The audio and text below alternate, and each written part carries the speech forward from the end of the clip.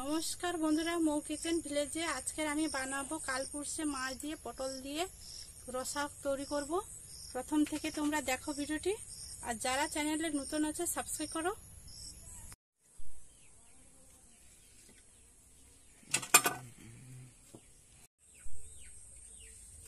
আমি মাছটাকে কেটে নেব।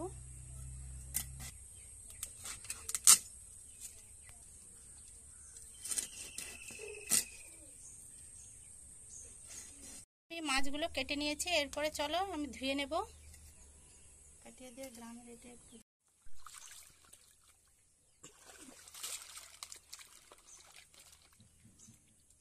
মাছগুলো কেটে নিয়েছি, এরপরে লবণ দিয়ে দিচ্ছি, আমি হলুদ গুঁড়ো দিয়ে আমি ভালো করে একটু মাখিয়ে রেখে দেবো আগে থেকে।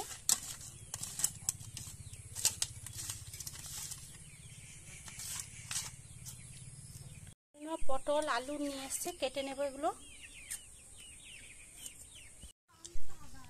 দেখো আমি আলু আর পটল কেটে নিয়েছি।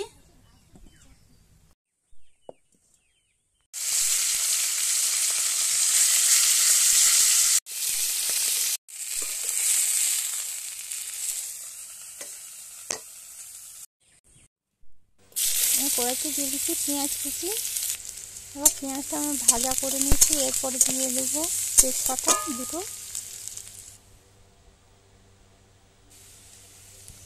এরপরে আমি দিয়ে দেবো 1 চামচ আদা বাটা, জিরে বাটা। বাটা মশলায় রান্না করছি, বাটার মশলাতে ভালো হয় বেশি।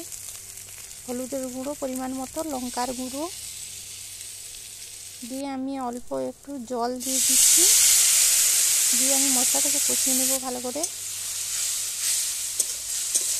দেখো মশলা থেকে তেল ছেড়ে গেছে, এরপরে আমি দিয়ে দেব পটল আলু কেটে রাখা, দিয়ে এগুলোকে একটু ভালো করে কষিয়ে নেব। তারপরে আমি দিয়ে দেবো লবণ পরিমাণ মতো দিয়ে দিয়েছি। আমি দিয়ে দেবো পরিমাণ মতো জল।